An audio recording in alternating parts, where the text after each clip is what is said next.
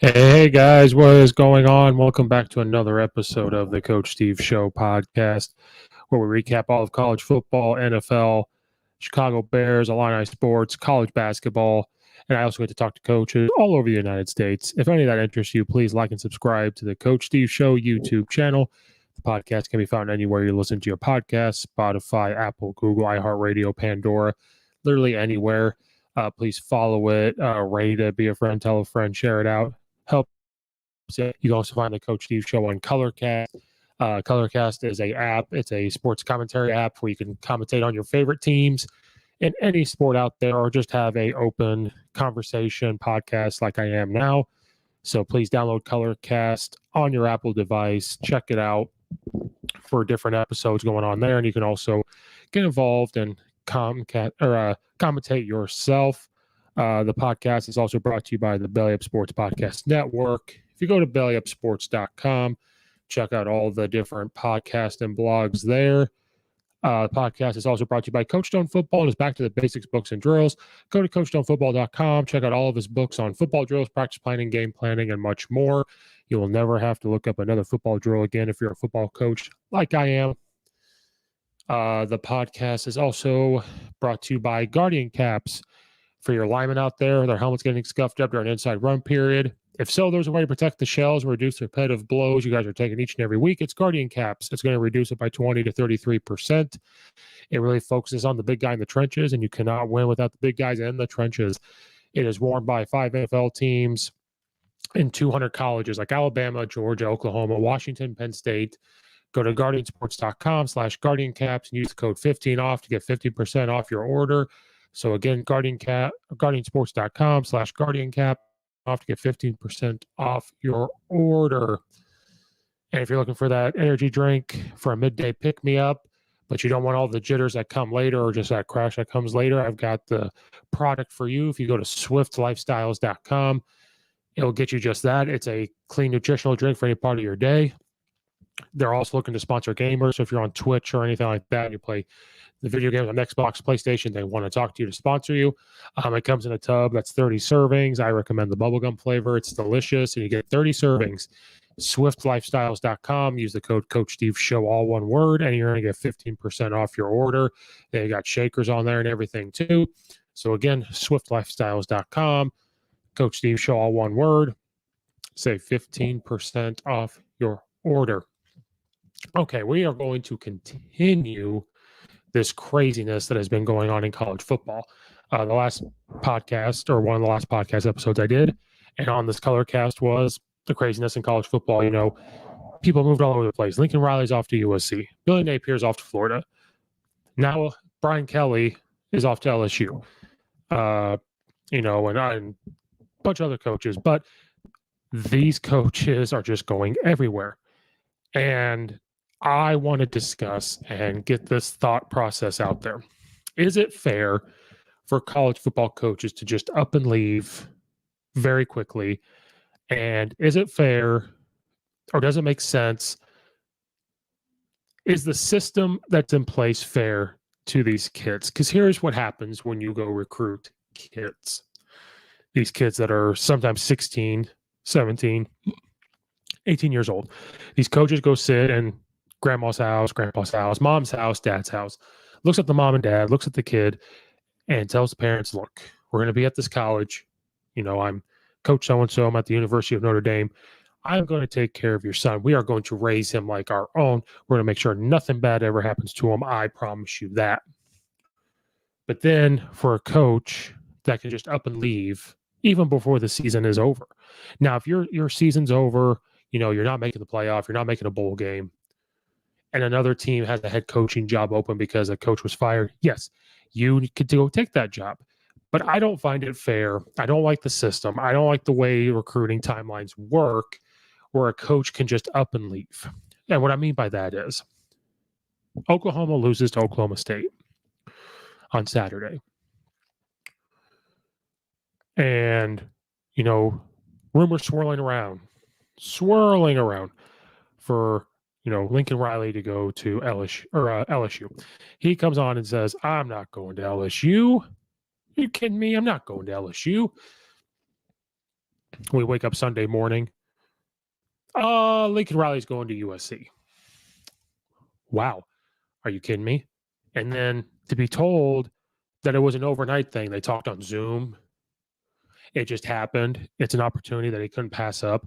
Now, I'm not really going after him like everybody else. I don't know if anybody else out there is going after Lincoln Riley for taking the USC job. I think Oklahoma's a good job.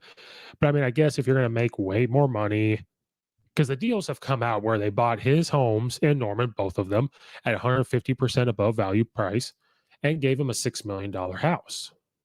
And they're going to pay him $11 million. And to tell me that all this happened overnight is ridiculous. This has been talked about for a while. These things just don't happen in a day. You have to talk, because if not, you're a horrible football coach if you don't talk. You have to know, what is the athletic director like? What's his mission? What's the school's mission? What's the facilities? What's my recruiting budget? What's my staff budget? What's this going to be? What am I allowed to do? What am I not allowed to do? So to tell me that you did it Saturday night after you lost a game on Zoom overnight, Saturday you sleep on it, Sunday morning, Jesus comes down from the Lord from above and says, Lincoln Riley, you must take this job, like Yoda. You must take this job. It's just ridiculous to me. Like, you have already talked to these representatives. You don't make those decisions quick. Now, again, I'm not judging him for taking this job whatsoever, because if it's a better job, great. You want to go live in California, great. If your family wants to live in California, fantastic. Like, no one is judging you. No one's going after you. No one's doing any of that. Well, some are, but some of us that can take a step back. No, that's what you want to do. Fine.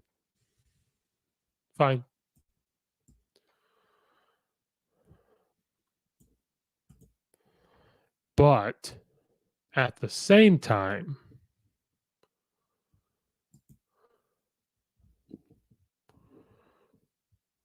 like,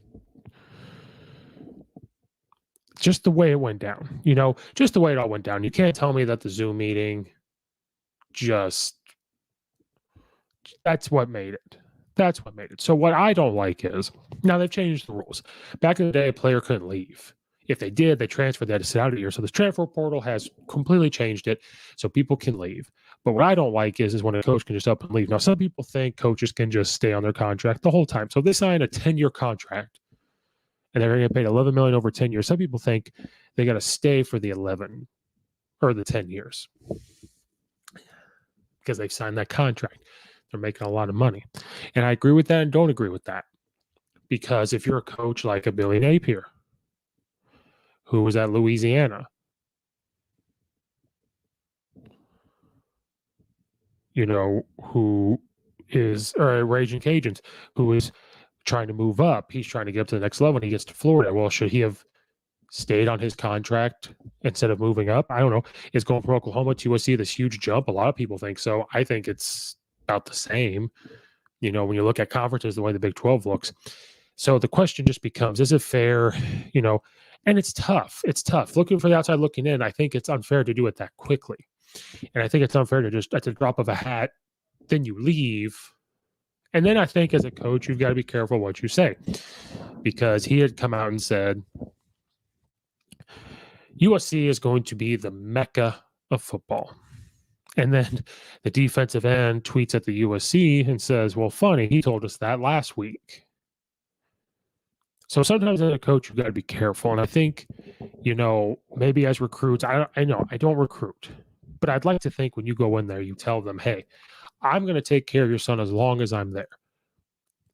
And I don't think you come out and say, well, if a job pops up, I have to take it. I think you have to come in there and say, I coach at Notre Dame, I coach at Oklahoma. While I'm here, I'm at Oklahoma. Now, when the season's over, then, it's whatever. But it's just a tough situation to be in. And I just don't like how it works. I feel like if you're still playing, like there's about to be a bowl game and Stoops has to come in and coach this game I don't like how that happens. I don't really like how it is all set up. I feel like they need to take a day. I feel like there needs to be time. Like, don't lose Saturday and you take the job Sunday. It sucks. And recruiting, you have to do it. Recruiting, you have to make these decisions because as you see, people are going to start leaving. People are going to start, transferring. They're going to go to the transfer portal. And it sucks. It just all sucks. But what are you going to do? So I just don't like when coaches lie. That he did not decide that over Zoom. You have to be 100% honest. Human beings can take the truth. And that's what the media today does not understand. And it's trickling down to coaches. If you're honest with people, they can handle it 100%. So he literally should have just came out and said, yep, I talked to my agent, talked to my family. We thought about it. We talked to representatives of USC. It was discussed, and then Saturday night had a Zoom call. It just, reiterated what I'd already thought, slept on it, and said, okay, this makes my decision easier. I'm going to take the job. I don't even know if he addressed the team. I haven't seen anything. I'm sure he did. But it seems odd that Saturday night takes the job or Zoom meeting, then the next takes the job. And then it shows him on a private jet getting off, and he's there. He's already in California. Whoop-de-doo. He's going to make all of his money. All of the money. And then he's wearing his Oklahoma shoes with his USC polo. But that's just how quickly that happens. And then you look at the Brian Kelly thing. Now, this happened a little bit later because LSU came out on Sunday. It was Sunday or Monday and said, by Wednesday, we'll have our coach. And then Tuesday rolls around and, it's Brian Kelly, and everybody's jaw's dropping. It's this huge shocker. And he's gone. And then this video got leaked where he addressed the Notre Dame team for like 3 minutes and then said, see ya. And then like some text message, whether it's true or not, some email that he was leaving comes out and, shows that's how he left. It was for a text message. And then you still have a chance to make the college football playoff, which college football playoff thing, I was right. I had the top 6 right. But right now, Notre Dame is number 6 in the college football playoff behind Oklahoma State, Cincinnati, Alabama, Michigan, and Georgia. Because here's the thing. Notre Dame's going to sit at home this week because they don't play in the conference. I'm not saying they're going to make it, but the door is cracked open for them to make it. Because what if Oklahoma State loses to Baylor, which is very possible? Baylor's a good team. That moves them up. I don't think Baylor would completely jump Notre Dame after that. If Cincinnati loses to Houston, who can light it up? And we've seen when Cincinnati doesn't play well, they could lose that game. Alabama, could lose to Georgia. There is another spot. I don't think Michigan's going to lose to Iowa, but that's another possibility that can happen. So I just don't understand. You have an opportunity. And then, this is another thing I don't like. Then you don't tell anybody. You don't tell anybody that you're going to take it, which sucks because then you find out, because here's what happens. You think we get mad that they don't tell coaches. But now there's rumor and this NCAA investigation about how Lincoln Riley kind of already told some assistant coach at Oklahoma, and they told recruits, hey, I'm recruiting you right now, but I'm recruiting you to go to USC because that's where we're going. So that type of stuff. So when Brian Kelly takes a job and then gets told, or then here's what happened. So takes the job. They're recruiting. Notre Dame's coaches are out recruiting. They leave the house, look at their phone. Oh, Brian Kelly took a job at LSU. Well, don't I look like an asshole for recruiting this kid? So I just don't like the whole process of college coaching and this stuff. Now, The kids can up and leave now, which is fantastic. But I feel like I just kind of wish sometimes college football was over. National championship was over. You figured it all out. But just the way the recruiting works, it doesn't work out. It sucks. It is exciting because you get to talk about it right now. But there should be like a rule where if you're going to play a bowl game or something, you can't take a job. You can go talk to them, but you can't take the job. And so then Brian Kelly takes this job, talks to his team for like 3 minutes. Like 3 minutes. Oh, see ya. Good luck. And goes down to LSU. While they are, 11-1, fighting for a playoff berth, they just have to have some dominoes fall. Or they're going to play in a big-time bowl game against a big-time opponent for recruiting purposes. Because I'm not saying they're going to beat Alabama, but you're going to have to go play Alabama maybe if they lose a game. You might have to go, you're going to play some good team in some bowl game. So you're not going to coach your team and finish it out. That's why I respect Billy Napier. He's going to go coach the bowl game for the Raging Cajuns and say, you know what, guys, yeah, I have to take the stepping stone, everything else. Brian Kelly said LSU was a job that couldn't be passed up. I'm sorry, Brian Kelly. Like, I don't think you were LSU's first choice. I think they wanted Lane Kiffin. I think they wanted Lincoln Riley. So what does that say about LSU and their administration because of how they fired Ed Odron? How about you're not the first choice? You're the fifth choice. And I don't even know if it was a good hire. Now, he's not. One thing about Brian Kelly I will say is he's not scared of the SEC. He's taken this as an opportunity. I'm not scared of the SEC, and that's what he's going to do. He's going to go.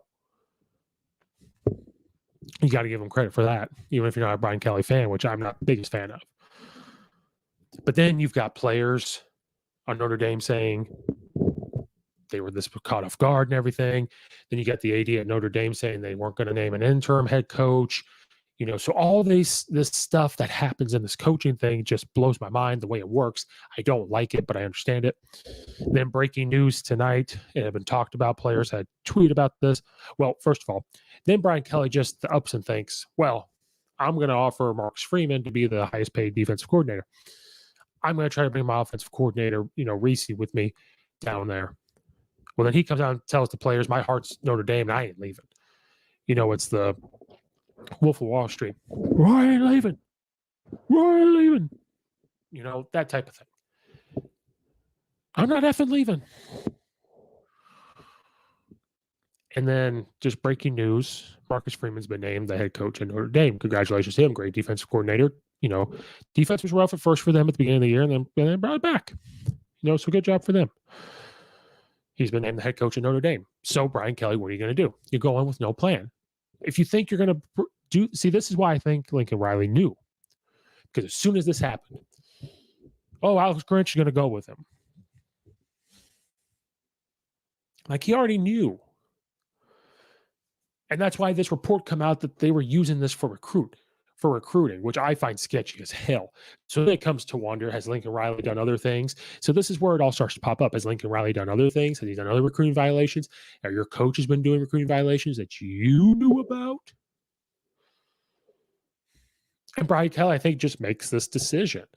And instead of being like, okay, they're offering me this job, instead of bringing the coaching, and you kind of know you're going to take it, bring the coaching staff in and say, listen, guys, here's the situation.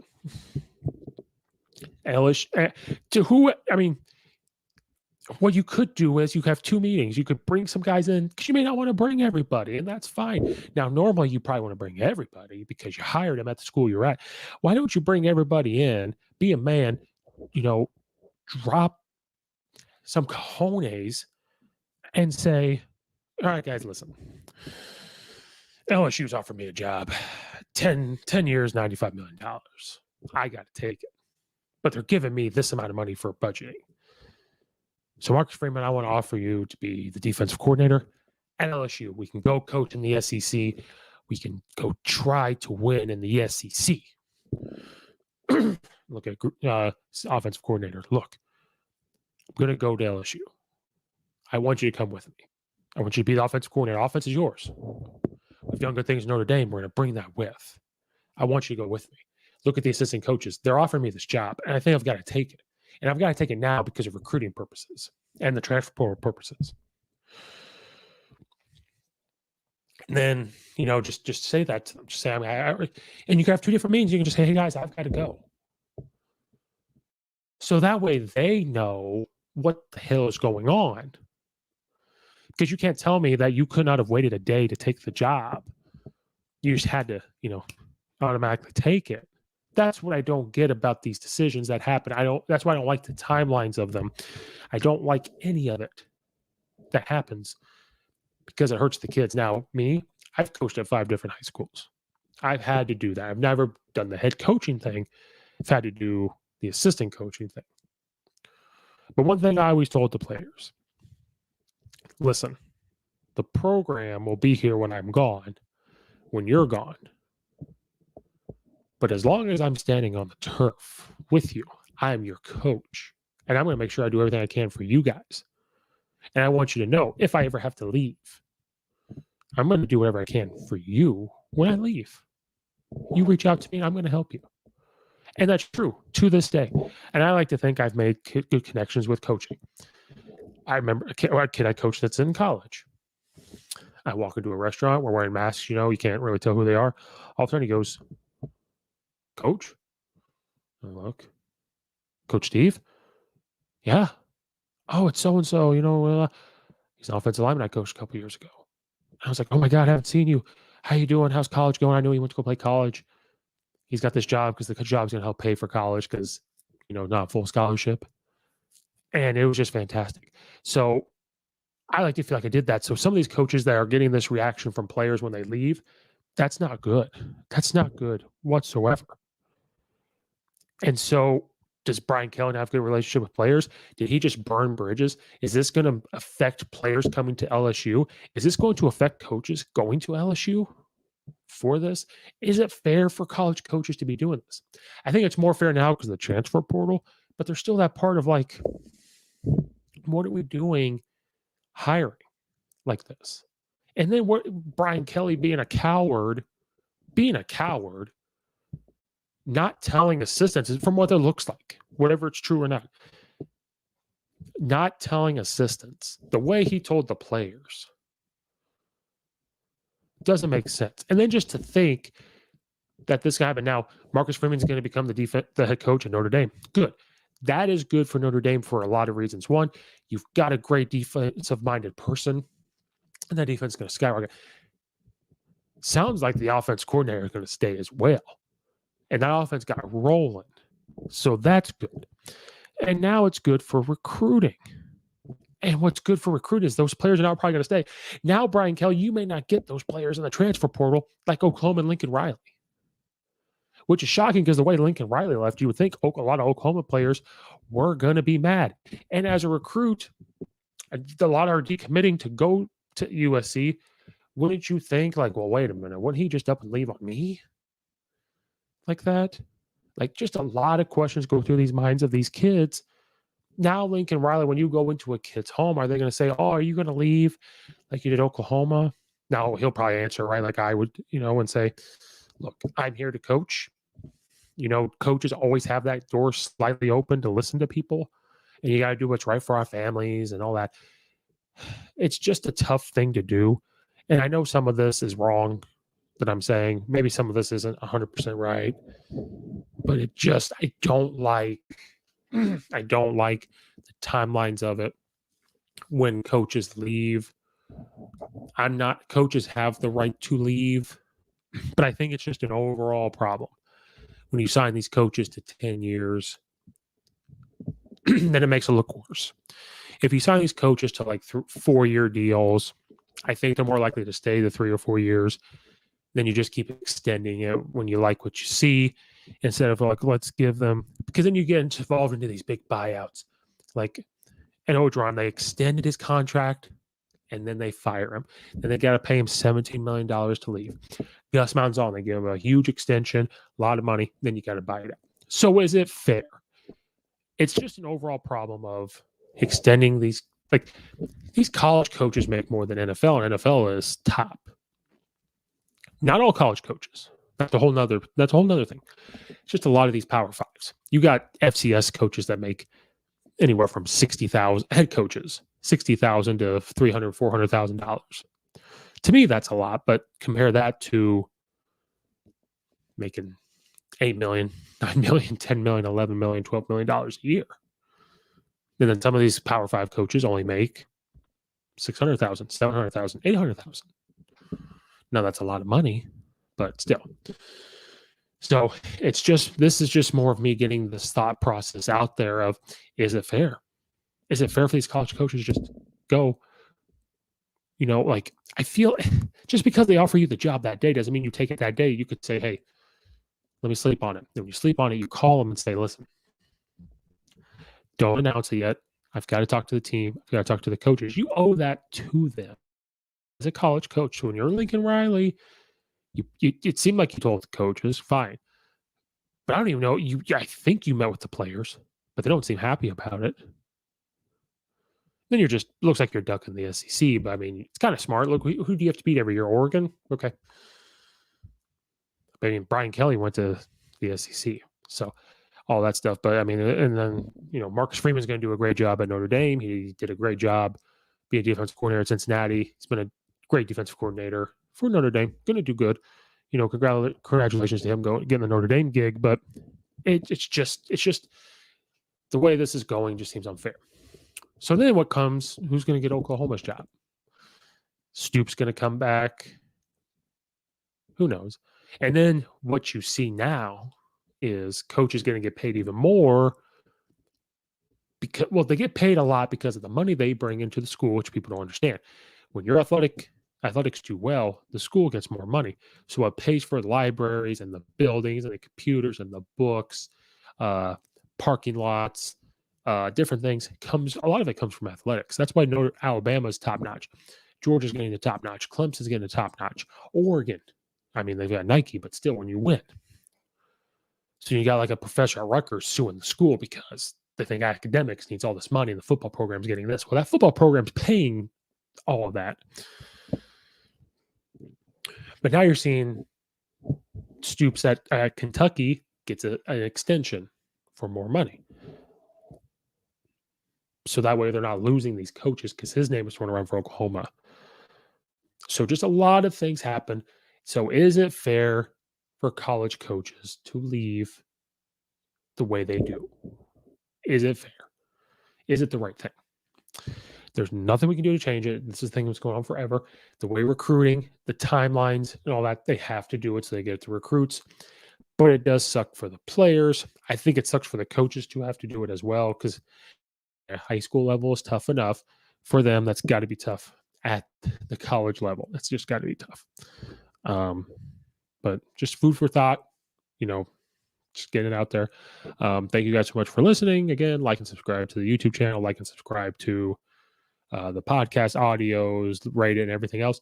Check out all the affiliates in the episode description below. But again, go check out Colorcast. Going to try to do more episodes on there. Thank you guys so much for listening. Be a friend, tell a friend, all that good stuff. And until next time, this is Coach Steve. This has been another episode of the Coach Steve Show podcast. And like Lincoln Riley, we're flying out of here.